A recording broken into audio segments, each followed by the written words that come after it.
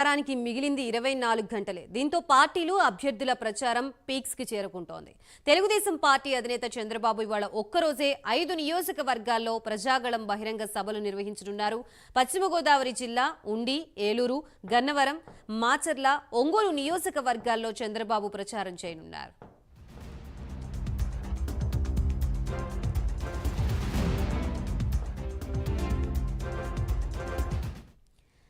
చంద్రబాబు ప్రజాగళం సభలు ఇవాల్టితో 82 నియోజకవర్గాల్లో పూర్తయ్యాయి. ఇవాళ 5 సభలు, రేపు చివరి రోజు 3 సభల్లో చంద్రబాబు పాల్గొనున్నారు.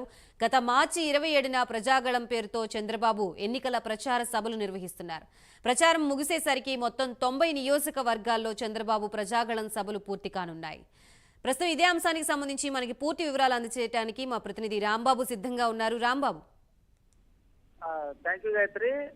మరి కాసేపట్లో తెలుగుదేశం పార్టీ అధినేత చంద్రబాబు నాయుడు ప్రజాగళం సభ కోసం ఉమ్మడి పశ్చిమ గోదావరి జిల్లా రానున్నాడు. మొదటిగా 10 గంటలకు ఉండి నియోజకవర్గంలో ఉండి ఎక్కడైతే ఉండిలో బహిరంగ సభ ఉంటుంది, ప్రజాగళం బహిరంగ సభ. అనంతరం 12 గంటలకు ఏలూరులో ప్రజాగళం సభ ఉంటుంది. మొత్తం ఒక 90 నియోజకవర్గాల్లో ప్రజాగళం సభ కోసం ఇప్పటికి చంద్రబాబు నాయుడు పక్కా ప్రణాళిక రూపొందించున్నారు. ఇప్పటికే 82 ప్రజాగళం సభలు పూర్తయినాయి రాష్ట్ర వ్యాప్తంగా.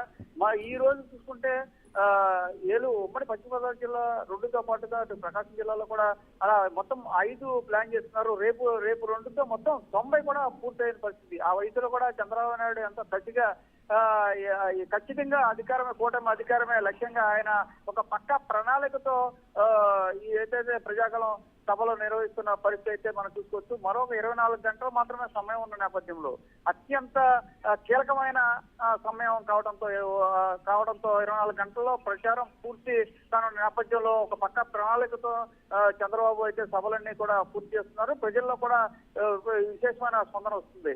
ఈ నేపథ్యంలో మరి కాసేపట్లో అంటే 10 గంటలకు ఉండి చేరుకుంటారు. ఉండి చేరుకునే ప్రజాగళం సభలో ఆయన ప్రసంగించనున్నారు. ఉండిలో రఘురామకృష్ణరాజు ఉండి ఎమ్మెల్యేగా పోటీ చేస్తున్న పరిస్థితుల్లో మొదటిసారిగా అతను పోటీ చేస్తున్న ఖచ్చితంగా అతన్ని గెలిపించాలని చంద్రబాబు ప్రసంగించనున్నారు. అనంతరం 12 గంటలకు ఏలూరు చేరుకుంటారు.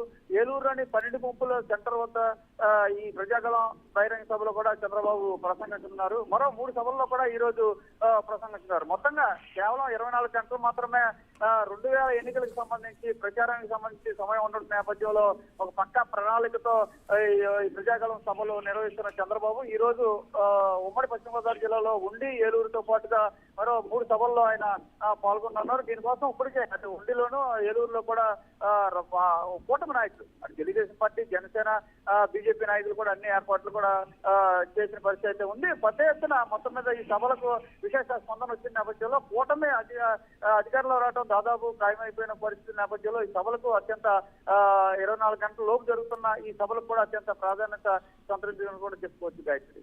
Right, thank you Rambabu.